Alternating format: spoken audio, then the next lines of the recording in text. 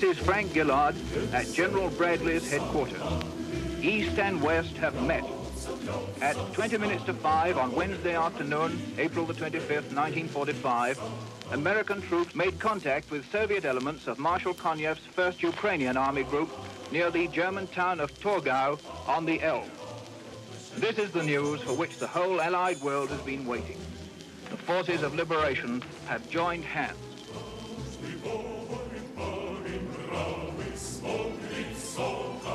L'Ouest et l'Est se rencontrent. Pour l'heure, ce n'est pas le communisme contre le capitalisme, mais deux systèmes qui ont lutté ensemble contre le même adversaire. Leur référence commune, c'est la démocratie, même s'ils attribuent à ce mot des contenus dont les différences apparaîtront plus tard. Nous étions comme des frères. Ensemble, nous avions vaincu l'ennemi. Nous avions gagné notre guerre commune contre le fascisme. Alexandre Silvasco et William Robertson furent parmi les premiers à fraterniser.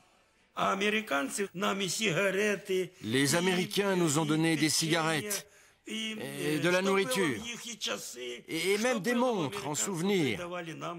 L'ambiance était extraordinaire.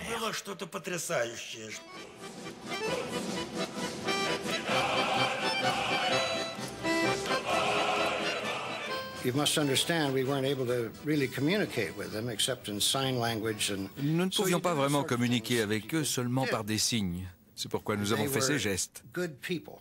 C'étaient des gens bien et nous nous sommes humainement très bien entendus avec les soldats russes rencontrés là-bas. Tout le monde était soulagé de voir la fin de la guerre et la victoire des Alliés.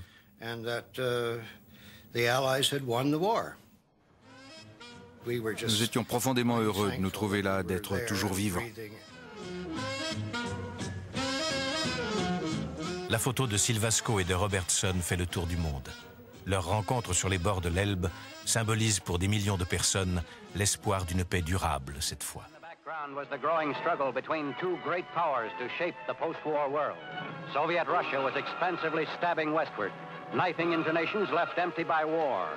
On orders from the Kremlin, Russia had launched one of history's most drastic political, moral, and economic wars, a Cold War. The United States was obliged to help Europe safeguard its traditional freedoms and the independence of its nations. Gone was the spirit of wartime unity that reached its peak on that historic afternoon in April '45 at the Elbe River in Germany. Here, two worlds actually met, but this coalition was to be torn asunder. Dans tous les pays occupés à l'Est par l'Allemagne, de la Pologne aux Balkans, les Russes sont accueillis en libérateurs et les communistes sont associés au nouveau gouvernement. La coalition comme gage de la démocratie, telle est la certitude du moment. De plus, les communistes portent l'espoir d'une société plus juste et plus égalitaire.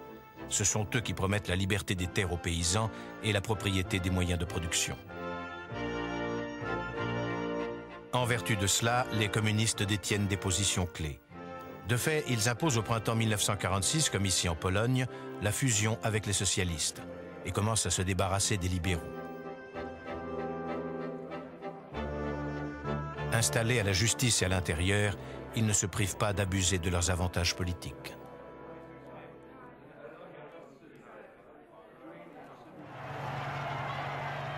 Winston Churchill, qui n'est plus rien pour avoir été battu aux élections, mais qui n'a pas perdu de son flair et de sa lucidité légendaire, voit clair le premier.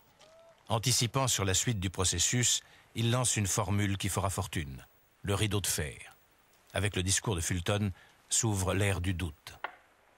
From Stettin in the Baltic to Trieste in the Adriatic, an iron curtain has descended across the continent.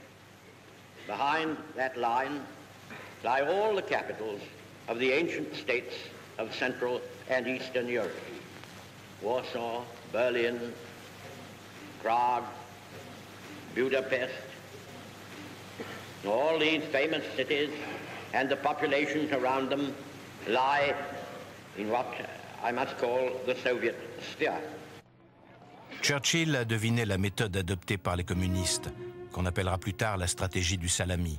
Comme on coupe un saucisson en tranches, il s'emploie à noyauter l'appareil d'État conquérant secteur après secteur, en commençant par l'information et la police. Il n'hésite pas, en Pologne et en Hongrie, à multiplier les procès, voire à pousser les démocrates à l'exil. En Tchécoslovaquie, la pression soviétique, conjuguée avec la démonstration des milices ouvrières, met un point d'orgue à la manœuvre. En février 1948, 2 ans seulement après la prophétie de Churchill, la Tchécoslovaquie devient prisonnière du rideau de fer. Avec le coup de Prague, le processus est bouclé. La mort de Masaryk, le fils du fondateur de la République tchèque, sonne le glas de la démocratie.